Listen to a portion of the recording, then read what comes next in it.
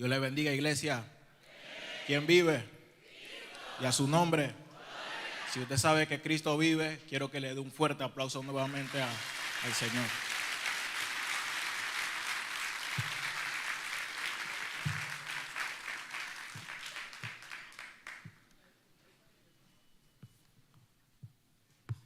Para mí es un privilegio, sinceramente, como joven, tener esta oportunidad de poder ministrar la palabra y estar aquí delante de ustedes. La verdad que de parte del Señor yo le confieso que yo sentía y sabía que este momento pronto podía llegar, pero no sabía que iba a llegar tan rápido.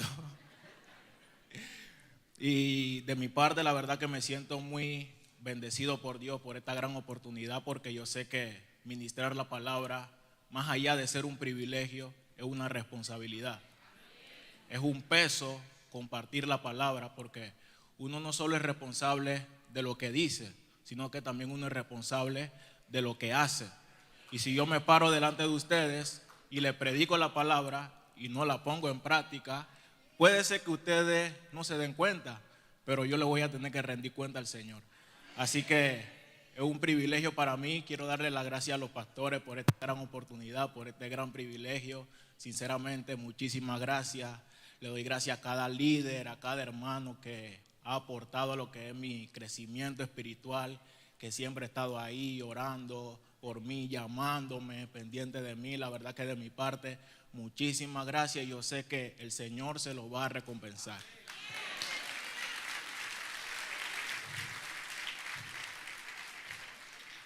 Y bueno, hermano, como bien saben, hoy celebramos el Día del Padre, así que también quiero felicitar a cada padre por ese privilegio que el Señor le ha dado. Yo sé que no es fácil ser papá, yo soy un hijo y sé que para los padres es una responsabilidad muy grande criar a sus hijos. Así que de mi parte, muchas felicidades a cada padre que está aquí, que Dios les siga bendiciendo y les siga dando esa fuerza que necesitan para seguir siendo buenos padres. Amén. Amén. Y bueno, hermanos, sin más preámbulos, quiero que nos pongamos de pie solo un minuto más para presentar esta palabra delante del Señor. Y ahí donde están, quiero que me acompañen en oración. Padre, en esta hora, Señor, venimos delante de tu presencia, Señor Padre, dándote las gracias, Señor, porque sabemos que tú eres bueno, Señor, y todo lo que pasa, Señor, es por tu voluntad, Señor, oh Dios. Y aquí, Padre, venimos delante de tu presencia, Padre, presentándote este tiempo, presentándote este momento, Señor, para que seas tú, Santo Espíritu, tomando tu lugar y haciendo como mejor te parezca. Espíritu Santo, que seas tú paseándote y moviéndote con toda libertad, llevándote, Señor, toda oposición, todo lo que no es de ti, Señor, todo lo que se levanta, Señor, en contra del conocimiento de tu palabra, Padre. Que seas tú, Señor, llevándotelo, Señor, de este lugar. Que seas tú, Señor, limpiando los aires, Padre, para que tu palabra, Señor, que es como un martillo que quebranta la roca, Señor, fluya, Señor, con toda libertad, Padre. Me presento delante de ti, presento a la congregación, a cada corazón, Señor, aún, Señor, los que están, Señor, por medio de las redes, Padre. Presento sus vidas, Señor, en el nombre de Jesús. Gracias, Señor. Amén y amén. Pueden sentarse, hermanos.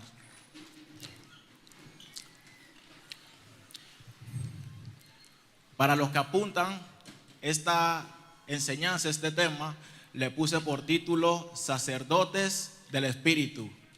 Digan conmigo, sacerdotes del Espíritu.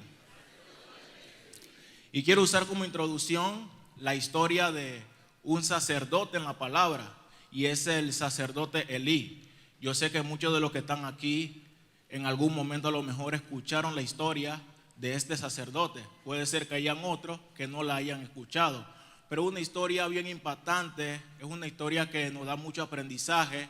Hay mucho de qué aprender de esta historia y yo quiero utilizarla como introducción. ¿Quién era Elí? Elí era el sumo sacerdote del pueblo de Dios y también el juez. Era la autoridad puesta por Dios sobre su pueblo y su deber como sumo sacerdote era instruir al pueblo en la adoración correcta a Dios. Era presentarse delante de Dios a favor del pueblo como un intercesor y enseñarle al pueblo lo que es la ley de Dios. La historia de Elí, la verdad que es muy impactante, porque la palabra no dice que Elí fue un mal sacerdote. La palabra no dice que Elí blasfemó contra Dios. La palabra no dice que Elí ofendía a Dios. La palabra no lo dice. Pero la palabra sí nos dice que Elí no fue un buen padre. Tuvo un fallo Elí como padre, pero dice la palabra que, no dice la palabra, perdón, que él tuvo un fallo como sacerdote, pero sí lo tuvo como padre. Que eso nos da a entender a nosotros que a menudo no podemos enfocar tanto en nuestro servicio a Dios dentro del templo, que podemos descuidar nuestro servicio a Dios fuera del templo. Se lo voy a volver a repetir. A menudo nos podemos enfocar tanto en nuestro servicio a Dios en el templo, en la iglesia, que podemos descuidar nuestro servicio a Dios fuera de la iglesia. Y la voluntad de Dios es que nuestro compromiso con Él dentro de la iglesia sea el mismo compromiso que tengamos con Él fuera de la iglesia también. Esa es la voluntad de Dios. Y en esto falló Elí, hermanos. Fue un buen sacerdote, fue un hombre que escuchaba la voz de Dios. Porque cuando Dios llamó a Samuel y Samuel no sabía que estaba siendo llamado por Dios, dice la palabra que como la tercera vez Elí se dio cuenta que Jehová llamaba al niño. Así que Elí era un hombre que escuchaba a Dios. También cuando los filisteos capturaron el arca, a Elí le dolió. O sea, era un hombre que tenía un compromiso con Dios y gobernó al pueblo de Israel 40 años. O sea, Elí no era un hombre impío, pero falló como padre, lastimosamente. Y todos los que están aquí presentes, yo sé que hay muchos padres que están comprometidos con la obra del Señor, que trabajan arduamente, pero yo quiero decirle de parte del Señor que así como usted se compromete con Dios aquí en la iglesia, también tiene que tener el mismo compromiso en su casa, porque esa es la voluntad de Dios. Y como se dice, el primer ministerio empieza en casa, y esa es nuestra responsabilidad. Quiero que vayamos a la Biblia y abramos nuestra Biblia en Primera de Samuel, capítulo 2. Vamos a leer el versículo 12. Primera de Samuel, capítulo 2, versículo 12. Cuando lo encuentren, quiero que me griten un fuerte amén. Amén.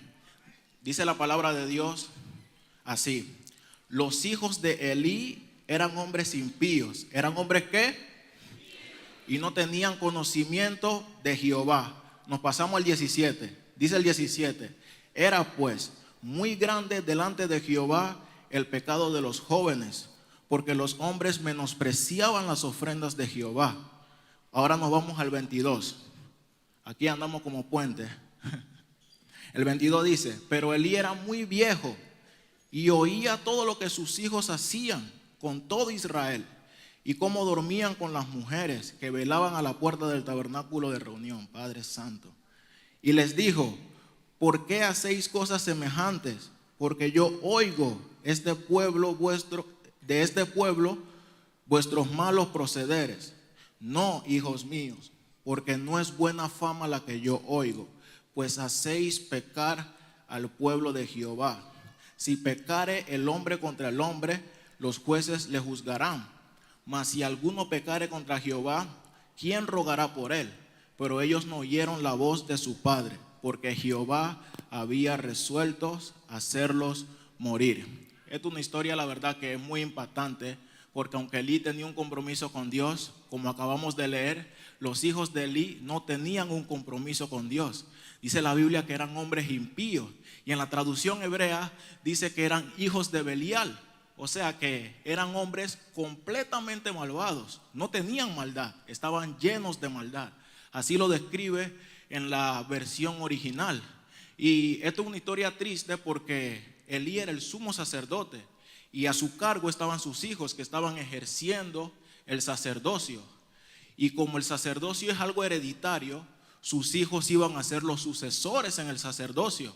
Cuando Elí muriera, sus hijos iban a ocupar el lugar de su padre, y esto iba a representar un problema para la nación, porque los hijos no tenían temor de Dios, porque los hijos no respetaban a Dios, los hijos menospreciaban las ofrendas, los hijos no tenían reverencia ante los santos y trataban los santos como algo común, y esto iba a representar un problema para la nación. Porque yo le pregunto a todos ustedes, ¿a ninguno de ustedes le gustaría ser gobernado por un jefe que es perverso? A ninguno. Que cuando llegue el viernes no le pague. ¿Cómo ustedes se sentirían? Obviamente mal. Entonces los hijos de Elí no tenían temor de Dios, y esto iba a representar un problema para la nación, porque si ellos como líderes o como cabezas de la nación hubieran gobernado el pueblo en esa condición, obviamente que el pueblo se iba a desviar también.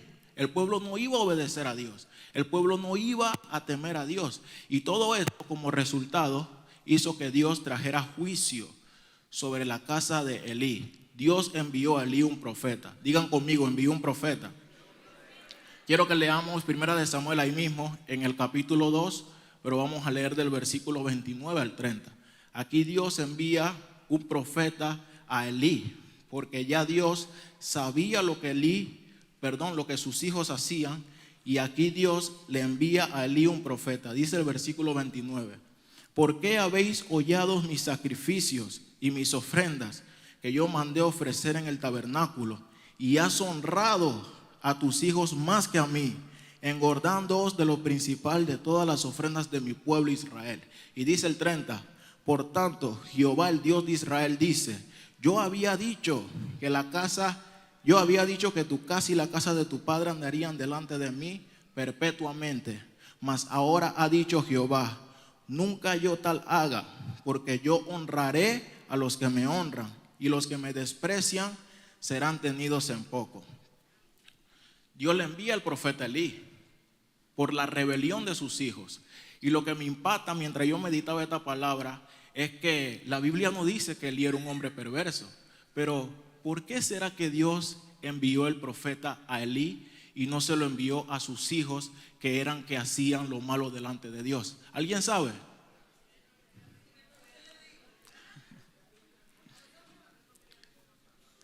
No se lo envió a sus hijos que estaban haciendo mal.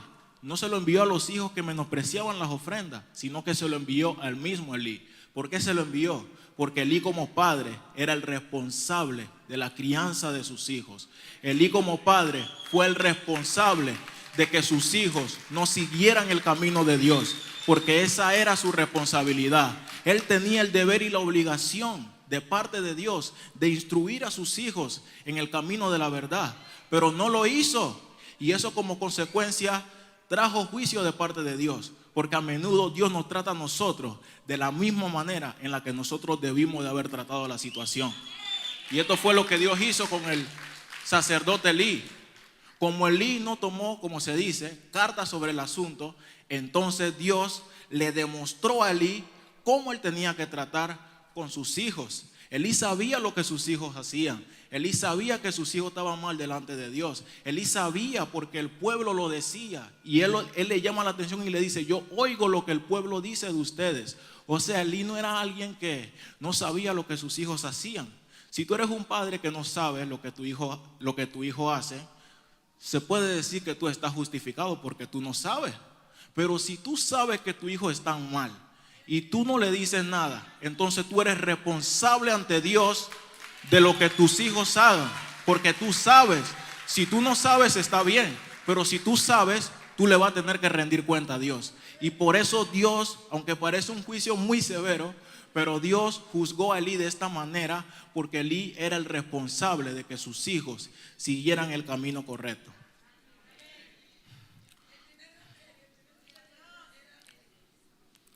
Y aquí dice la palabra en el 9 que Elí le dio más importancia a sus hijos que a Dios.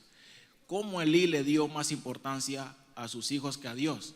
Dice en el capítulo 3 que no los estorbaba. O sea, Elí sabía que sus hijos estaban mal. Solo le llamó la atención una vez, pero no hizo nada al respecto para que la situación cambiara.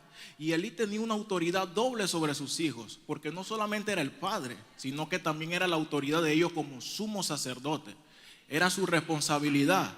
Pero lastimosamente a nosotros nos es más fácil corregir a la gente que está lejos de nosotros, pero a la gente que está cerca de nosotros, por esa familiaridad, muchas veces nos cuesta decirles las cosas como son, porque no queremos ofender a esa gente que tanto amamos, que tanto apreciamos, pero no nos damos cuenta que por no ofender a los demás, por decirle la verdad y la callamos, estamos ofendiendo a Dios.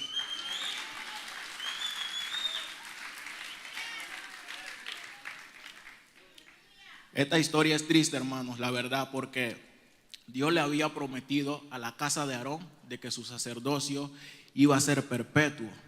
Pero nosotros podemos darnos cuenta de que Dios no pone en riesgo su reputación. Y si Él tiene que hacer lo que tenga que hacer, para que delante de la gente su reputación se mantenga en pie, Él va a quitar lo que tenga que quitar con tal de que su nombre siga siendo exaltado. El hombre no tiene la capacidad de hacer que el nombre de Dios sea avergonzado, porque Dios es lo suficientemente soberano para Él cuidar su propia reputación. La reputación de Dios no depende de nosotros. Dios se puede cuidar por sí mismo porque Él es autosuficiente y no hay nadie que detenga la obra de Dios. A lo mejor los hijos de Elí pensaban que aparte de ellos Dios no podía levantar a otro sacerdote, porque ellos pensaban que ellos por herencia tenían que ejercer el sacerdocio. Pero Dios le dijo a Elí: yo me buscaré un sacerdote fiel, porque si uno no hace lo que Dios quiere, Dios se va a buscar a alguien que sí lo quiera hacer.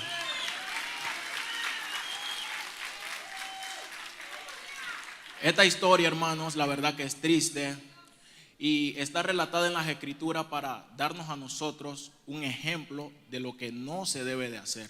Cada padre puede utilizar esta historia como un ejemplo claro y vivo de evitar cometer los errores que cometió el sacerdote Elí. Por eso Dios lo puso en la palabra, porque Dios quiere que nosotros aprendamos. Bueno, yo lo digo por fe porque todavía no soy padre, pero me incluyo porque estoy compartiendo el mensaje. Pero pronto, hermana, sí.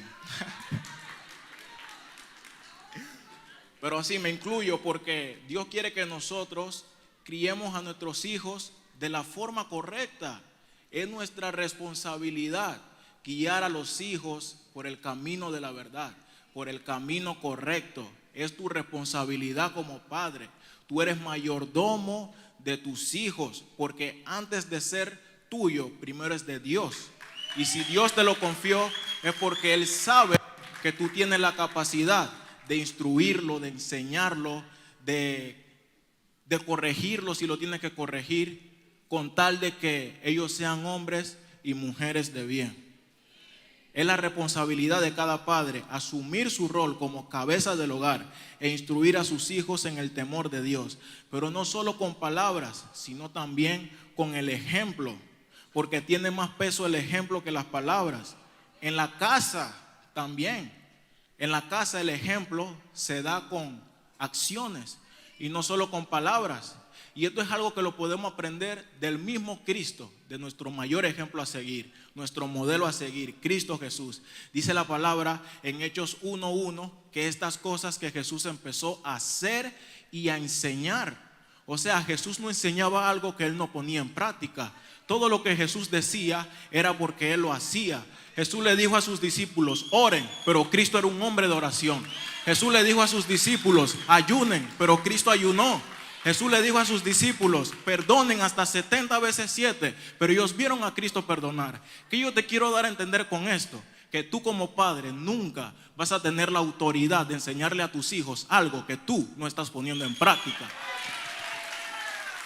Se lo voy a decir por acá. Tú como padre nunca vas a tener la autoridad de decirle a tus hijos que hagan algo que tú como padre no estás haciendo. Si tú quieres de verdad que tus hijos sean jóvenes de oración, entonces tú como padre tienes que ser un hombre de oración.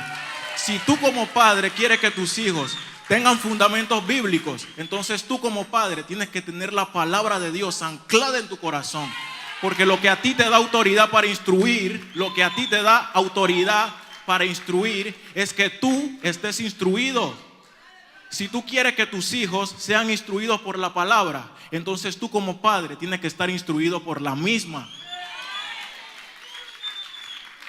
Porque detrás de un profeta Samuel había una Ana, que era una mujer de oración, y lo vestía de lino fino. Detrás de un Juan el Bautista había una Elizabeth que estaba llena del Espíritu. Detrás de un Timoteo había una madre y una abuela que tenían una fe no fingida. Si tú quieres que de tu casa se levante un Juan el Bautista, entonces conviértete en un Zacarías. Si tú quieres que de tu casa salga un José, conviértete en un Jacob. Si tú quieres que de tu casa se levanta un Isaac, conviértete entonces en un Abraham. Porque la devoción que tú tengas para con Dios siempre va a tener la capacidad de impactar y bendecir la vida de los que están en tu casa. Denle un fuerte aplauso al Señor.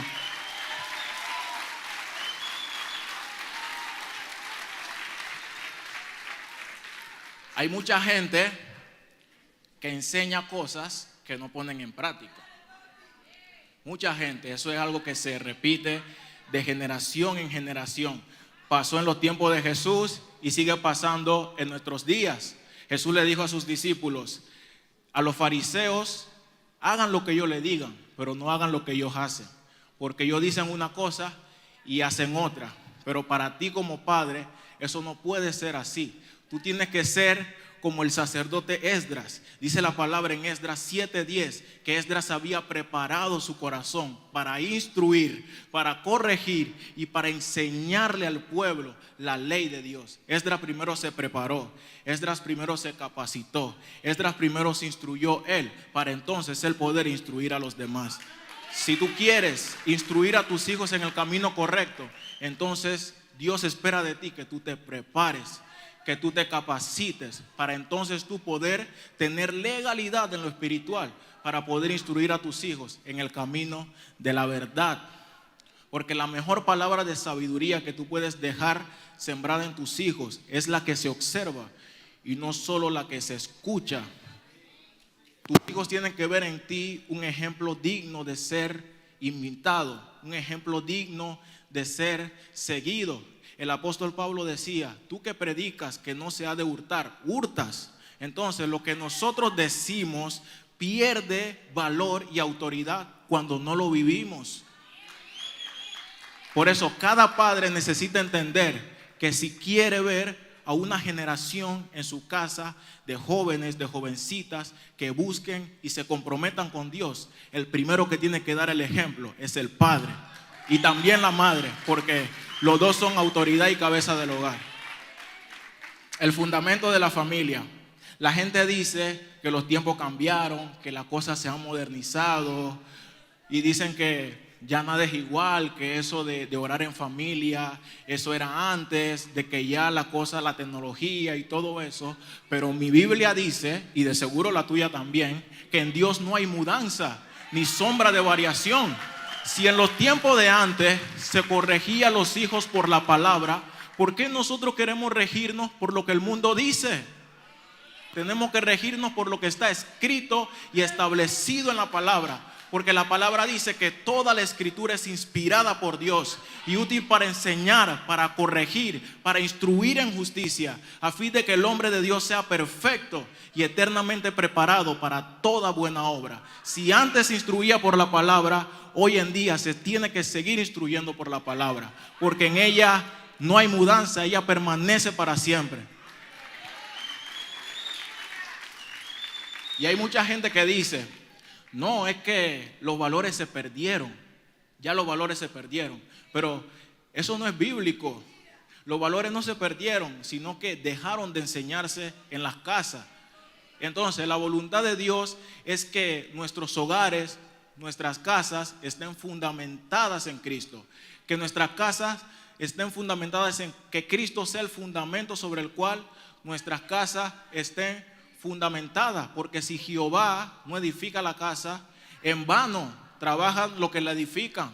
Entonces, esa es la voluntad de Dios, que edifiquemos nuestra casa sobre la roca, que edifiquemos nuestras vidas en Él, que Él sea el fundamento sobre el cual nuestras vidas, nuestros hijos, nuestros padres estén fundamentados, porque cuando Cristo es el centro, no hay nada ni nadie que pueda detener a esa casa. No hay viento, no hay marea que pueda derribar un hogar que se fundamenta en Cristo Jesús.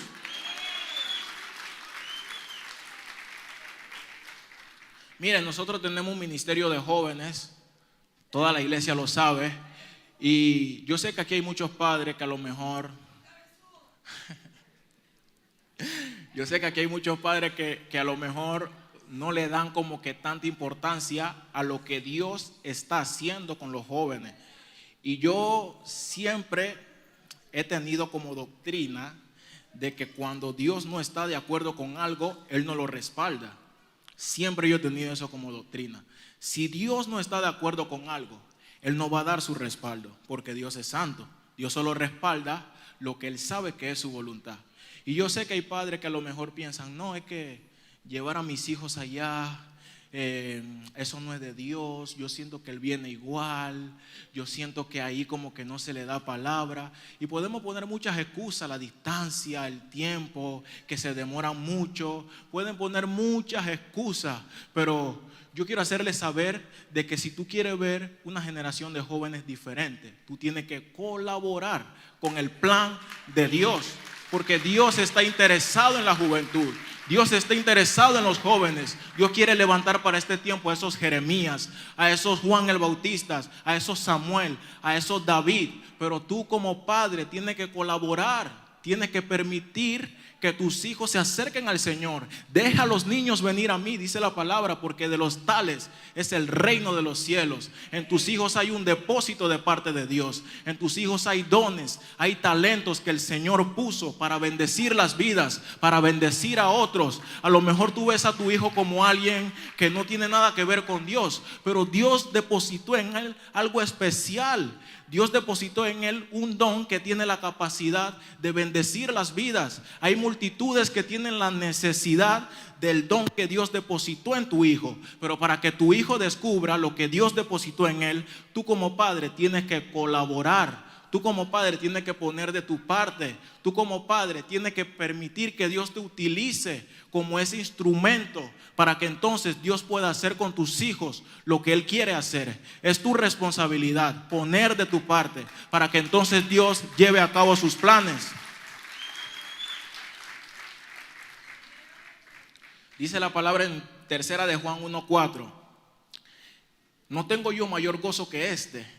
Me impactó ese versículo, el oír que mis hijos anden en la verdad. Y aunque aquí el apóstol Juan no se refiere específicamente a sus hijos de sangre, sino a sus hijos espirituales, esto también se puede aplicar para cada padre que tiene que tener el deseo de ver a sus hijos involucrados en los asuntos de Dios. Ese tiene que ser el deseo de cada padre. Ver a sus hijos comprometidos con la obra, ver a sus hijos involucrados con la cosa de Dios, ver a sus hijos cerca de Dios, adorándole, bendiciendo a Dios. Ese es el deseo que tienen que tener cada padre, por ver a sus hijos involucrados en las cosas del reino. Por eso dice el apóstol Juan, no tengo yo mayor gozo. O sea, él se gozaba ver a sus hijos espirituales involucrados en las cosas de Dios. Entonces ese tiene que ser el gozo de cada padre, ver a sus hijos involucrados con la cosa de Dios, ver a sus hijos asistiendo a las reuniones de los jóvenes, ver a sus hijos en la oración, ver a sus hijos en la vigilia. Tú no lo puedes tomar como que te da igual, no. Tú tienes que tener ese deseo en tu corazón de ver a tu casa transformada, de ver a tus hijos siendo tocados por el Espíritu Santo. Yo sé que aquí hay muchos padres que piensan que sus hijos están muy pequeños, de que tienen que dejar que ellos crezcan, pero todo está en la palabra, hermanos. La Biblia no solo nos hace preguntas, sino que nos da la respuesta a la pregunta que ella misma nos hace. Entonces mi Biblia dice que cuando Sansón nació, Dios lo bendijo, y a medida que iba creciendo, el Espíritu de Jehová se manifestó en él, siendo un joven. Así que no me digas a mí de que tu hijo está muy pequeño, de que tu hijo está muy chiquito, de que déjalo que crezca, de que déjalo que se desarrolle, cuando a mí la palabra dice de que el Espíritu se manifestó sobre Sansón, siendo un joven. Siendo un joven, el Espíritu vino sobre Sansón. Dice la palabra también que Samuel ministraba a Jehová. Y según los estudiosos, Samuel tenía solo 12 años. Imagínense. O sea, tenemos que cambiar la mentalidad. Yo tuve una juventud cristiana. Yo no me crié en un hogar cristiano. Yo no tuve padre cristiano. Yo no tuve un padre que me inculcara en el camino correcto. Pero sí tuve, gracias hermana, sí tuve un padre que me inculcó, un padre espiritual que me inculcó en los caminos de Dios. Yo tuve un padre espiritual que él me decía, ¿oraste? Y cuando yo le decía, no, se me olvidó, él venía y me decía, me preguntaba, ¿tú quieres ir al cielo? Y yo, pero claro que sí. Entonces él me decía, ¿cómo tú pretendes ir al cielo si aquí en la tierra tú no haces lo que se va a hacer allá? Y yo le decía, y así, o sea, yo tuve a alguien que me adoctrinó. Yo tuve un padre espiritual que me enseñó a orar. Yo tuve un padre espiritual que me enseñó a leer la Biblia. Yo tuve un padre espiritual que me enseñó a ayunar y a buscar a Dios. Entonces, ¿por qué hay padres que no le enseñan a sus hijos a orar, ni a ayunar, ni a leer la Biblia? Porque ellos tampoco lo hacen. Por eso deben enseñar, porque ellos no lo hacen. Tú no le puedes enseñar a los demás algo que tú no haces. Por eso es tu responsabilidad como padre. ¿Sabe por qué tu responsabilidad? No solo porque ellos son tus hijos, sino porque Dios te va a pedir cuenta. Cuando estemos delante de Dios, Dios te va a pedir cuenta por lo que tú hiciste con lo que Él te entregó, con lo que Él depositó en tus manos.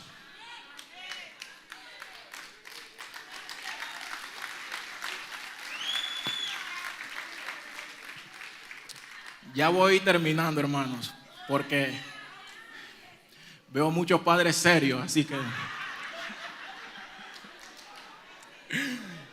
no. Pastor, yo no sé si voy a salir vivo de aquí. Señor, en tus manos encomiendo mi espíritu.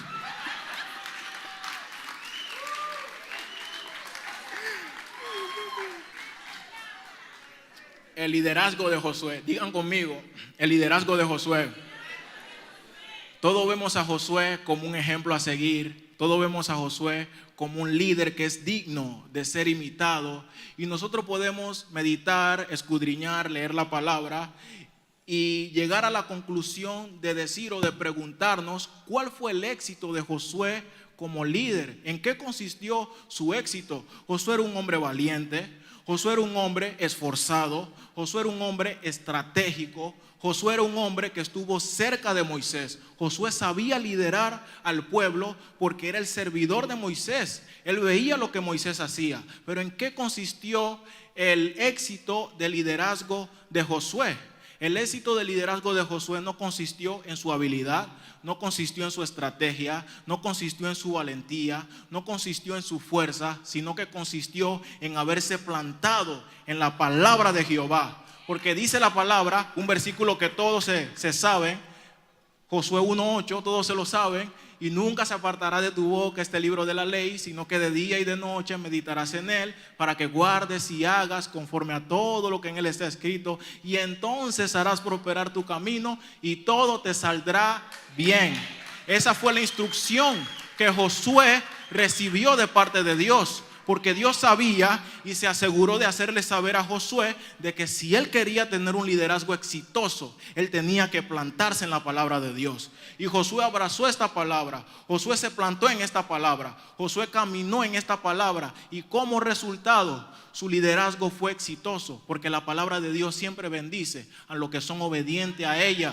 Siempre la bendición de la palabra se activa sobre alguien que la cumple. La bendición de la palabra se activa sobre alguien que la pone en práctica. Y por eso el liderazgo de Josué fue exitoso. Porque él se plantó y caminó bajo la palabra que Dios le había dado. Por eso que más adelante Josué le pudo haber dicho al pueblo: y si mal les parece servir a Jehová, entonces escojan hoy a quienes van a servir. Pero yo y mi casa serviremos a Jehová. ¿Por qué Josué se lo pudo decir? Porque él era un hombre que se había plantado en la palabra. ¿Ustedes creen que Saúl se podía dirigir al pueblo y decirle lo que Josué le dijo al pueblo? No. ¿Ustedes creen que el rey Acab se pudo haber dirigido al pueblo de esa manera? No. Solo el que vive la palabra tiene la autoridad de decir a los demás que también la vivan. Y Josué era un hombre hábil con la espada. Él sabía pelear. Yo creo que ninguno de los que estamos aquí en un 1-1 con Josué saldríamos vivos, porque ellos eran dedicados a la guerra. Ese era su diario vivir. Vivían en guerra constante. La guerra de nosotros es espiritual, pero la guerra de ellos era física y espiritual. Y entonces Josué era un hombre hábil con la espada. Pero aunque Josué en una mano tenía una espada física, en su corazón él tenía la espada del Espíritu, que es la palabra de Dios. Y por eso el liderazgo de Josué fue efectivo, porque fue un hombre que se plantó en la palabra y por eso tuvo la autoridad de dirigirse al pueblo de esa manera. Porque el compromiso que tú tengas para con Dios siempre le va a demostrar a los demás que tú eres un digno ejemplo a seguir. Y por eso Josué fue un ejemplo y lo sigue siendo hoy en día, porque fue un hombre que vivió en obediencia a la palabra de Dios. Para el mundo, ellos adoctrinan a sus hijos de forma diferente. ¿Cuántos lo saben? Todos. Todos sabemos que lo que se enseña aquí en la iglesia no se enseña en el mundo. Para el mundo es normal que sus hijos tengan 2 o 3 mujeres. Y lastimosamente hay padres que se sienten orgullosos de que sus hijos sigan ese ejemplo. ¿Pero por qué se sienten orgullosos? Porque el padre es así. Y en el mal sentido de la palabra lo digo. Y en el mal sentido, los padres se sienten orgullosos. Hay algunos padres que se sienten orgullosos de que sus hijos sigan su ejemplo. En el mal sentido. En el caso del lenguaje que hay en el mundo, ellos se enaltecen, se enorgullecen de que sus hijos sean así. Pero para ti que estás aquí sentado escuchando la palabra, que tienes un compromiso con Dios, que escucha la palabra de Dios, no puede ser así. Tú tienes que enseñarle a tu hijo a ser esposo de una sola mujer. Tú tienes que enseñarle a tu hija que el adulterio es pecado, porque lo dice la palabra. El mundo le enseña a sus hijos cosas que son vergonzosas para nosotros. El mundo le dice a sus hijos: bebe. Y yo sé que aquí hay muchos que Dios los rescató de ahí. Yo sé que aquí hay muchos que cuando llegaba el viernes estaban así viendo el reloj, a qué hora salían para ir a la discoteca, se dice aquí. Discoteca la decimos nosotros. Y se iban allá. Y Dios los alcanzó y los libertó de ahí. Muchos de ustedes decían: hoy es viernes y el cuerpo lo sabe. Pero ya no lo dicen así porque ya Cristo los hizo libres. Ahora dicen: hoy es domingo y el Espíritu lo sabe, porque vengo a adorar.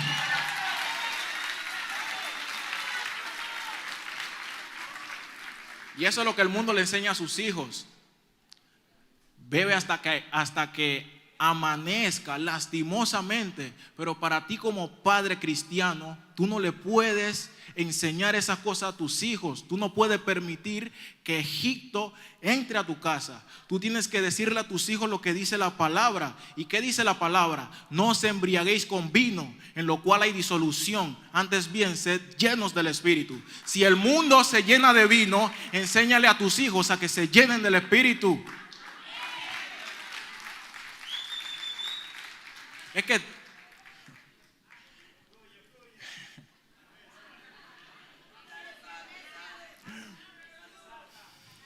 Dios mío, Padre, es que lo digo, hermana Sara, es que tiene que haber un celo de Dios. Lo voy a decir calmado. En los hogares tiene que haber un celo de Dios en los hogares. El salmista dijo en una ocasión: mi celo me ha consumido, porque mis enemigos se olvidaron de tus palabras. El salmista dijo en otra ocasión: mi carne se ha estremecido por temor de ti, y de tus juicios tengo miedo. Veía a los prevaricadores y me disgustaba, porque no guardaban tus palabras. En el salmista había un celo santo de que la palabra de Dios estaba siendo blasfemada, de que la palabra de Dios no estaba siendo respetada, de que la palabra de Dios no estaba siendo honrada. Y ese es el mismo celo que tiene que haber en cada padre, en cada madre que está aquí presente. Que sus hijos respeten lo que dice la palabra, que sus hijos respeten lo que está establecido aquí. Es que los padres tienen que entender de que son los libertadores de su casa. Tú tienes que entender de que tú eres el Moisés de tu casa, por medio del cual tu familia no va a ser esclava del pecado. Tú tienes que entender de que tú eres el Daniel de tu casa, por medio del cual tu familia no va a estar bajo la influencia del sistema de Babilonia. Tú tienes que entender de que tú eres el Josué de tu casa, por medio del cual las promesas de Dios se van a cumplir. Tú tienes que entender eso. Tú tienes que entender eso. Eso es lo que tú tienes que entender. De que tú eres la persona que Dios ha levantado en su hogar para libertar a sus generaciones. Es un peso que Dios ha puesto en tus manos. Y si Él lo puso es porque Él sabe que tú tienes la capacidad de poder cumplir lo que Él te ha confiado. Es que se tiene que levantar esa generación de Josué, que aunque el mundo se olvide de la ley de Dios, que aunque el mundo no respete a Dios, que aunque el mundo ofenda las cosas de Dios, que ellos se paren en la brecha y digan: mi casa y yo serviremos a Jehová. Este es el tiempo que se tienen que levantar esos sacerdotes llenos del Espíritu a interceder por su casa, a interceder por su familia, que digan: mi hijo no va a ser un delincuente, no, te equivocaste, diablo, sino que va a ser un profeta. Mi hijo no va a ser un drogadicto, no, te equivocaste, diablo, sino que va a ser un embajador del reino. ¿Dónde están esos hombres y esas mujeres que se van a parar en la brecha a favor de su casa, a favor de sus hijos, para que la voluntad del Padre que está en los cielos se establezca en la tierra? Dios es un Dios de familia. Es el Dios que le dijo a Abraham: en ti serán benditas todas las familias de la tierra. Y el apóstol Pablo dijo: por esta causa doblo mis rodillas ante el Padre de nuestro Señor Jesucristo, de quien toma nombre toda familia en los cielos y en la tierra. Dios es un Dios de familia y de gobierno en los cielos, pero también es un Dios de familia y de gobierno aquí en la tierra. La voluntad de Dios es que a tu casa le vaya bien. La voluntad de Dios es que tus hijos se salven. La voluntad de Dios es que tus hijos tengan temor de Él. Pero tú tienes que entender que tú eres el sacerdote de la casa, por medio del cual Dios va a derramar su bendición. La bendición Dios la deposita por medio del sacerdote, porque el sacerdote es el canal por medio del cual Dios lleva a cabo sus planes. El sacerdote es el representante de Dios ante los hombres y el representante de los hombres ante Dios. Hay muchos con títulos de sacerdote, pero no están cumpliendo el oficio sacerdotal. ¿Tú piensas que la promesa de que tu casa se va a salvar se va a cumplir tú viendo La Casa de los Famosos? No, la promesa no se va a cumplir así. ¿Cómo se va a cumplir la promesa? Tú haciendo guerra espiritual, tú parándote en la brecha a favor de tu casa, a favor de tus hijos, para que entonces el reino se establezca. Porque el reino sufre violencia, el reino sufre violencia, y solo los violentos los arrebatan. Tú tienes que arrebatar lo que Dios dijo que te pertenece. Tú tienes que arrebatar lo que Dios dijo que va a cumplir sobre tu casa, sobre tu familia, sobre tus generaciones, sobre los hijos de tus hijos y sobre tus descendientes. Tú tienes que arrebatar la promesa que Dios prometió sobre tu casa. Tú la tienes que arrebatar. Yo leía y meditaba.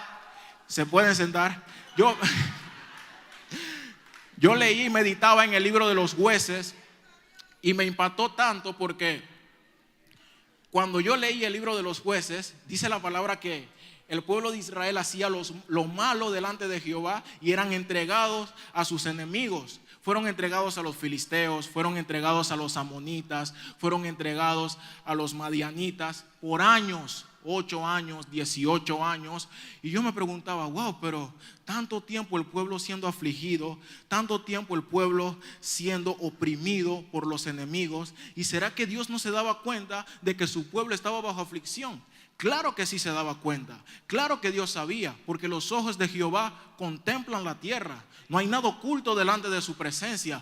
Pero me llamó la atención un detalle bien importante que a lo mejor muchos pasan por alto. Dice la palabra que cuando los hijos de Israel clamaron a Jehová, entonces Dios levantaba al libertador. Y clamaron los hijos de Israel a Jehová, y Dios levantó a Otoniel. Y clamaron los hijos de Israel a Jehová, y Dios levantó a Jefté. Y clamaron los hijos de Israel a Jehová, y Dios levantó a Sansón. Y clamaron los hijos de Israel a Jehová, y Dios levantó a Débora y a Barak. Pero Dios no lo levantaba sino hasta que el pueblo clamara. ¿Y qué yo pude entender de eso? ¿Qué yo pude entender? De que hay promesas de Dios que no se van a cumplir. No voy a decir tu vida, porque yo sé que a partir de hoy tú vas a pelear y vas a reclamar lo que Dios dijo que es tuyo. Pero vamos a poner otro ejemplo. Vamos a poner otro ejemplo. Puede ser que hay gente que no reciba lo que Dios le prometió, no porque Dios no quiera, sino porque no claman. Y el método que Dios estableció para llevar a cabo sus planes es la oración. Ese es el método que Dios estableció para llevar a cabo sus planes. Puede ser que tus hijos no quieran venir a la iglesia, no porque Dios no quiera, sino porque tú no clamas por ellos. Porque dice la palabra, clama a mí y yo te responderé. Si no hay respuesta es porque no hay clamor. Entonces tenemos que aprender a pelear la batalla en lo secreto, la batalla de la fe. Tenemos que aprender a pelear. Estamos en guerra constantemente. Estamos en guerra todos los días. Yo todos los días me paro en la brecha a favor de mi casa, a favor de mi familia, porque yo sé que lo que Dios dijo, Él lo va a cumplir. Él no es hombre para mentir, ni hijo de hombre para arrepentirse. Pero es tu deber como padre pararte en la brecha a favor de tus hijos. Deja de estar llamando al pastor. Ora tú. Tú eres el que tiene que orar por tus hijos. Tú eres el que tiene que orar por tus hijos. Tú eres el que tiene que pararte en la brecha por tus hijos. Tú eres el que tiene que interceder por tus hijos. Claro que te podemos apoyar porque somos un cuerpo. Y dice la palabra, oren unos por otros. Pero Dios mío, siempre no. O sea, es una batalla que Dios te la puso a ti para que tú la ganes por medio de lo que ya Él prometió que tú ibas a recibir.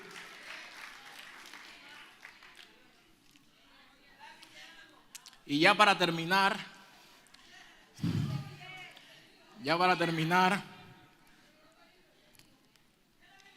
empezamos con Elí y seguimos esa secuencia. Dice la palabra en Primera de Samuel capítulo 3 que en ese entonces la palabra de Dios escaseaba y no había visión con frecuencia. Ese detalle me llamó mucho la atención y yo me puse a investigar, le preguntaba al Señor cuál fue el motivo por el cual tu palabra escaseaba en aquellos tiempos, si tú eres un Dios que desde el principio ha querido tener una comunión íntima con tu creación. Entonces yo pude entender de que uno de los motivos por el cual la palabra de Dios escaseaba en aquellos tiempos es porque Dios no era buscado, Dios no era respetado, Dios no quería ser escuchado. Y en un lugar en donde Dios no quiere ser escuchado, Él no va a hablar. Y entonces dice en el capítulo 4 que el pueblo salió a la batalla con los filisteos y fueron derrotados. El pueblo estaba en una crisis espiritual, no estaban bien delante de Dios y salieron a la batalla contra los filisteos y fueron derrotados. Los ancianos se quejaron delante de Dios y entonces se animaron nuevamente, pero esta vez buscaron el arca del pacto y lo llevaron al campo de batalla. Veían el arca como un amuleto, veían el arca como algo que ellos le podían sacar un beneficio para sus propios intereses. Pero de todas formas, como Dios no puede ser burlado, el pueblo nuevamente fue a la batalla y fueron derrotados por los filisteos. Pero dice la palabra que en esta vez fue causada una gran mortandad. Más de 30,000 soldados murieron en el campo de batalla. Entonces me llamó la atención un detalle, porque Dios ya le había dado una profecía a Elí de que su casa Él la iba a juzgar, y en esa batalla Dios cumplió esa profecía. Sus hijos murieron, el mismo Elí se quitó la vida y los filisteos capturaron el arca. Y me llama la atención que una de las esposas de los hijos de Elí estaba embarazada y dio a luz en medio de toda esta tragedia. Ella dio a luz y entonces el nombre que le puso a su hijo fue Icabod, que traducido es traspasada es la gloria de Jehová. O sea, la gloria ya no estaba con el pueblo, la gloria de Dios no estaba sobre la nación. Por eso fueron derrotados. No podemos salir a la batalla sin la gloria, no podemos predicar sin la gloria, no podemos enseñar sin la gloria, porque vamos a pasar vergüenza. Nosotros no tenemos la capacidad de ganar las batallas espirituales en la carne. Es por medio del Espíritu y por la ayuda del Señor. Pero seguimos. Me llamó la atención eso porque le puso a su hijo Icabod, que significa traspasada en la gloria se ha ido. Y era una descripción gráfica de la condición que estaba el pueblo delante de Dios. Pero un detalle que me llamó la atención fue que la gloria no se fue cuando los filisteos capturaron el arca, sino que los filisteos capturaron el arca porque la gloria ya se había ido. Y la derrota en la batalla fue una evidencia de que ya Dios no estaba respaldando al pueblo.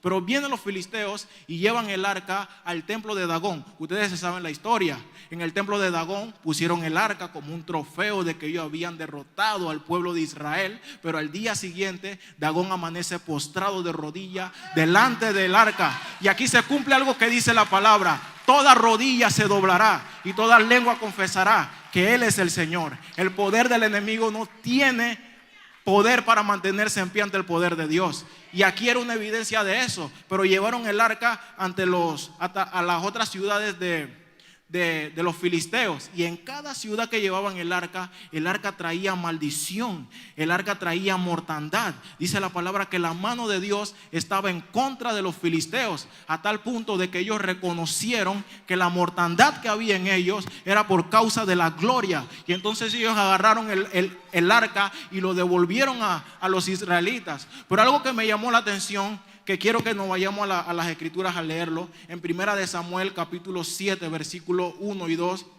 dice la palabra así: vinieron los de Kiriat Jearim y llevaron el arca de Jehová y la pusieron en casa de Abinadab, situada en el collado, y santificaron a Eleazar su hijo, para que guardase el arca de Jehová, desde el día que llegó, desde el día que los filisteos devolvieron el arca a Kiriat Jearim. Pasaron muchos días, escuchen bien, pasaron 20 años, y toda la casa de Israel lamentaba en pos de Jehová. En otra versión dice que toda la casa de Israel sentía que Dios los había abandonado. Pero si nos vamos a segunda de Samuel, que es una secuencia de esta historia, dice la palabra en segunda de Samuel 6 del 3 al 7, y pusieron el arca de Dios sobre un carro nuevo. Ya aquí David era el rey de la nación, y la llevaron de la casa de Abinadab, que estaba en el collado, y Usa y Ahío, hijos de Abinadab, guiaban el carro nuevo. Y cuando lo llevaban de la casa de Abinadab, que estaba en el collado con el arca de Dios, Ahío iba delante del arca, y David y toda la casa de Israel danzaban delante de Jehová con toda clase de instrumentos de madera de haya, con arpas, salterios, panderos, flautas y címbalos. Cuando llegaron a la era de Nacón, Usa extendió su mano al arca, y allí Dios por aquella temeridad y cayó allí muerto junto al arca. Esta es una historia que todos conocemos, o la gran mayoría. Usa extendió su mano para que el arca no se cayera, y como una falta de respeto a lo que Dios estableció, perdió la vida. Pero yo no lo afirmo, es una opinión personal. No lo comparto como para que sea una doctrina, sino que es algo personal mío. No estoy diciendo eso es así porque yo lo digo, no. Es un punto de vista personal. Yo pienso de que Usa no perdió la vida por haber tocado el arca en el sentido de haber quebrantado la ley, sino que yo pienso de que Usa murió porque Dios sabía que en el corazón de Usa había irreverencia ante su presencia. Dios sabía que en el corazón de Usa no había un temor hacia las cosas santas. ¿Por qué lo digo? Porque dice la palabra que el arca tuvo más de 20 años. Imagínense, más de 20 años cerca de la gloria, más de 20 años viendo la presencia de Dios constantemente. Pero dice la palabra que todo el pueblo lamentaba ante Jehová. ¿Cómo es posible si el propósito del arca para con el pueblo era bendecir, no maldecir? El arca maldijo a los filisteos porque no tenían temor de Dios. Pero como el pueblo de Israel también estaba mal delante de Dios, el arca no los pudo bendecir, que es la representación de la presencia de Dios. Y por eso yo pienso en lo personal de que Usa murió por su irreverencia ante la palabra. Imagínense, el arca tuvo tanto tiempo en su casa, en la casa de Abinadab. Podemos imaginarnos que ellos al arca le pasaban de largo. Podemos imaginarnos que ellos no se rendían ante el arca. Podemos imaginarnos que el arca era como un adorno para ellos. Podemos imaginarnos que el arca no tenía el verdadero valor para su casa. Y yo le preguntaba al Espíritu Santo, ¿por qué el arca, que es un objeto de bendición, no pudo bendecir la casa de Abinadab, no pudo bendecir al pueblo de Israel, a pesar de que ya los filisteos la habían devuelto, a pesar de que el arca estaba nuevamente con los israelitas? ¿Por qué el arca no lo pudo bendecir si ese es el propósito por el cual el arca tenía que permanecer sobre la nación, que era una representación no solo de la presencia, sino de la bendición de Dios? Porque donde está la presencia está la bendición. bendición. Donde está la gloria, está el favor. Si se va la gloria, se va el favor. Si se va la presencia, se va la bendición. Si se va la presencia, se va la voz de Dios. Si se va la presencia, no hay revelación. Pero el arca ya estaba de vuelta. Y yo le preguntaba al Espíritu Santo, ¿por qué razón ellos no fueron bendecidos? Y el Espíritu Santo me dijo, ellos no fueron bendecidos porque mi presencia no puede bendecir a los que la tratan con desprecio. Y eso me impactó. Eso me impactó porque yo dije, wow, ellos estaban cerca del arca, pero a la vez lejos. Físicamente estaba el arca, pero su corazón estaba lejos de la misma. Físicamente ellos veían el arca, pero no tenían respeto hacia la misma. Tenían una irreverencia, no les importaba lo santo. Y así puede ser que haya muchos que están aquí. Puede ser que se han acostumbrado tanto a venir a la iglesia que en medio de la alabanza a lo mejor no levantan sus manos, que en medio de la prédica revisan el teléfono, que en medio del mensaje salen 4 o 5 veces al baño, que en medio de la prédica se duermen y muchas otras cosas que son síntomas de una persona que le ha perdido el respeto a lo que es la presencia de Dios. Pero no me quiero enfocar solo en este ejemplo, porque hay otro ejemplo en la palabra que es un hombre llamado Obed-Edom. Dice la palabra en 2 de Samuel, ya para terminar, 2 de Samuel 6, el 11 y el 12. Y estuvo el arca de Jehová en la casa de Obed-Edom Geteo 3 meses. Y bendijo Jehová a Obed-Edom y a toda su casa. Digan conmigo, a toda su casa. Fue dado aviso al rey David diciendo, Jehová ha bendecido la casa de Obed-Edom y todo lo que tiene. ¿A causa de qué? Del arca de Dios. Entonces David fue y llevó con alegría el arca de Dios de la casa de Obed-Edom a la ciudad. Miren lo que dicen, el arca bendijo no solo a Obed-Edom, sino que bendijo a toda su casa. Y esto es una pregunta, ¿por qué la misma gloria que bendice a uno en ocasión es de piedra de tropiezos para otros? ¿Por qué la misma gloria que es de bendición para una persona, para otra puede ser de maldición?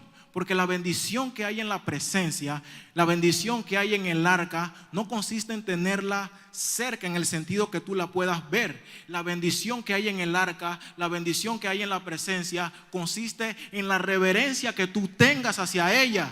Tu reverencia a la presencia, tu reverencia a lo santo, activa la bendición de Dios sobre tu vida. Y aquí dice que toda la casa de Obed-Edom fue bendecida. Obed-Edom abrió sus puertas sin miedo, sabiendo que el arca era sabor de muerte, solo para los que la trataban en forma incorrecta y sin respeto. ¿Y qué me dijo el Señor en cuanto a esto? Que cuando tú honras la presencia, entonces ella te honra a ti. La presencia de Dios solo camina con gente que la honra. Si tú quieres que la presencia de Dios camina contigo, entonces respétala. Dice el Salmo 37, deleítate en el Señor tu Dios y Él concederá las peticiones de tu corazón. Si tú quieres gozar de los privilegios de la presencia, entonces tú tienes que aprender a respetarla, tú tienes que aprender a obedecerla, tú tienes que aprender a rendirle reverencia a la misma. Es bueno vivir en una casa que respete el arca. Es bueno vivir en un hogar que le abren las puertas de su casa a la presencia de Dios. Porque cuando eso pase, entonces la presencia va a bendecir todo lo que rodea esa casa. Toda esa casa va a ser bendecida, incluyendo a tus hijos, incluyendo a todo lo que está en tu casa. Porque cuando la presencia es honrada, ella tiene la capacidad de bendecir no solo a la persona que la honró, sino a la persona que están debajo de la cobertura de la persona que honró la presencia. Y eso es lo que pasa cuando un hombre de Dios, un sacerdote, le abre las puertas de su casa al arca de Dios. Sus hijos son bendecidos, su casa es bendecida, no le falta nada, porque la presencia de Dios tiene la capacidad de llenar lo que está vacío. Ese es el poder que hay en la presencia. Dios está buscando para este tiempo esos Obed-Edom que anhelen la presencia, que le abran las puertas de su casa a la presencia de Dios, para que la presencia habite en su casa, para que la presencia repose en su hogar. Dios está buscando a alguien, a una casa, a un hogar en donde reposar su presencia.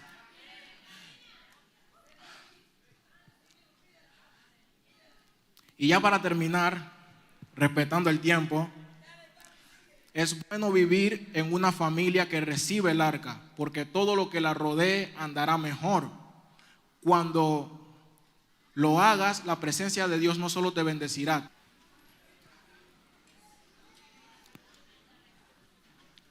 Y ahí donde están, yo quiero que ustedes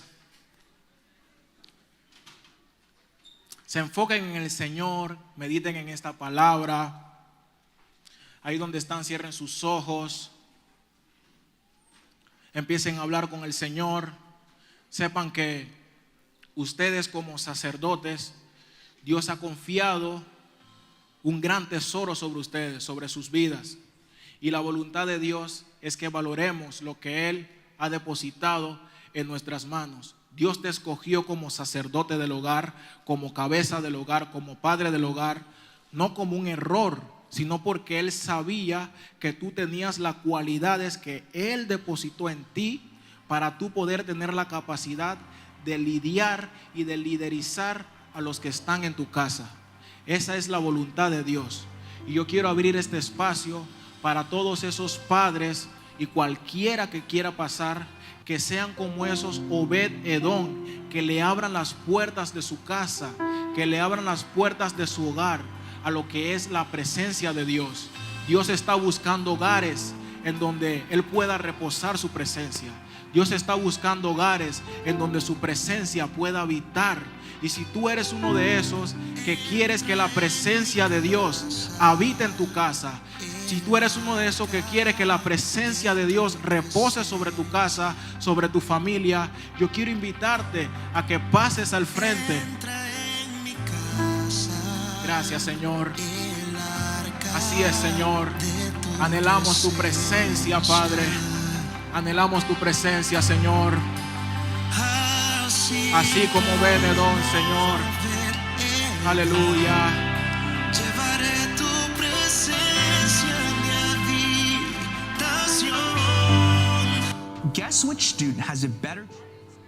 Así es, Señor, así como Obed-Edom, Señor, así como Obed-Edom abrió las puertas de su casa, Padre. Aquí está tu iglesia, Señor, delante de ti, Señor. Aquí está, Señor, tu iglesia. Aquí está, Señor, esta congregación, Padre, delante de tu presencia, Señor, abriendo, Señor, las puertas de nuestra casa, Señor, a tu presencia. Queremos cuidar tu gloria. Queremos cuidar, Señor, tu presencia. Aquí estamos, Señor, delante de ti. Aquí nos quedaremos. Aleluya.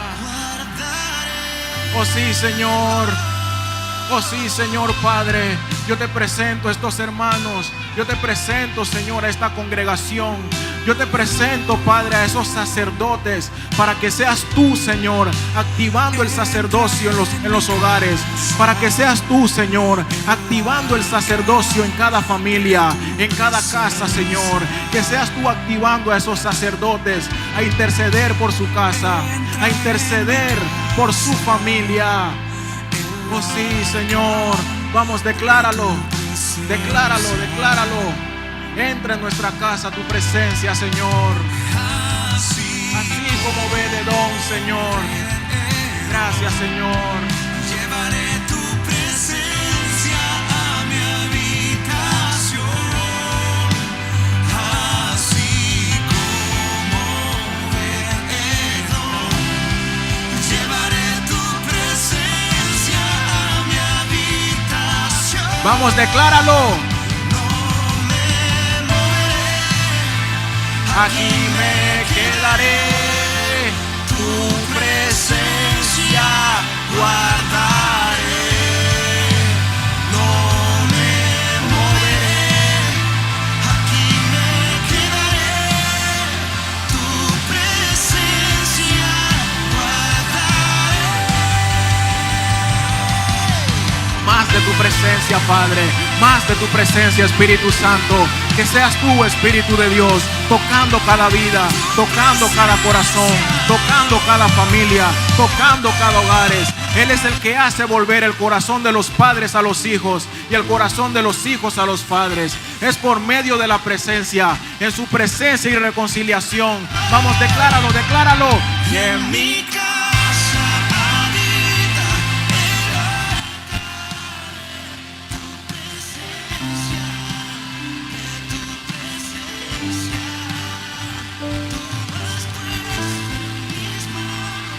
El peso de tu gloria, de tu gloria.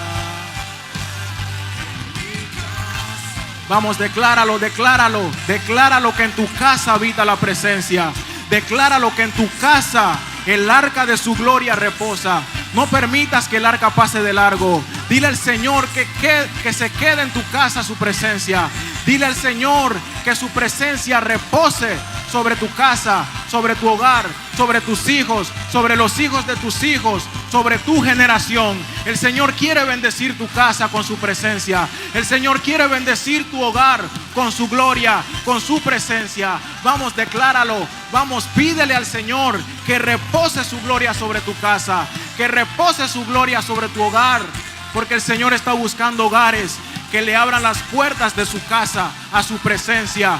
Conviértete en ese Obed-Edom. Conviértete en ese Obed-Edom que le da valor a los santos, que respeta a los santos, que tiene reverencia ante